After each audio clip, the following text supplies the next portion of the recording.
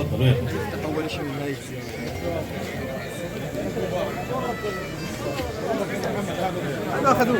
رسالة أنه هذه البقعة من الأرض بقعة جميلة فيها كثير من الأشياء الجمالية، كما نرى كما يرى العالم صورة الحصار والدمار والحروب والدم التي انتشرت على وسائل الإعلام. اليوم هناك صورة جميلة من هذه القطاع غزة من 360 كيلومتر.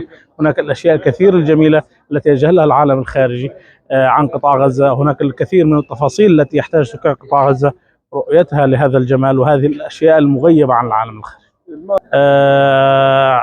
المعرض يضم أكثر من 43 صورة. هذه 43 صورة تلخص أهم الصور والمعالم الموجودة في قطاع غزة ما بين البوابتين، بوابة معبر رفح وبوابة حاجز إيرز التي توصل قطاع غزة مع العالم. هناك الكثير من المعالم منها بحر غزة الذي يسحر بجماله كل الزوار لهذه المدينة، وأيضا لكثير من المساحات والأسواق الشعبية والمخيمات والكتل الإسمنتية التي تنتشر بشكل كبير وتشكل هاجس سكري كبير.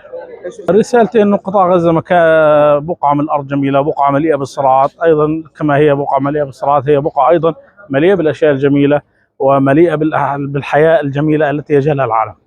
إيش الرسالة؟ رسالة بحاول أوصل للعالم أنه ينظر من منظور الجمال الذي موجود في قطاع غزة، لا ينظر من منظور اللي اعتادوا عليه اللي هو منظور الحصار والحرب والدمار في قطاع غزة. غزة جميلة تحتاج إلى أن يفك الحصار، أن يوقف القتل والدمار فيها وتعيش مثل باقي الدول. محمد.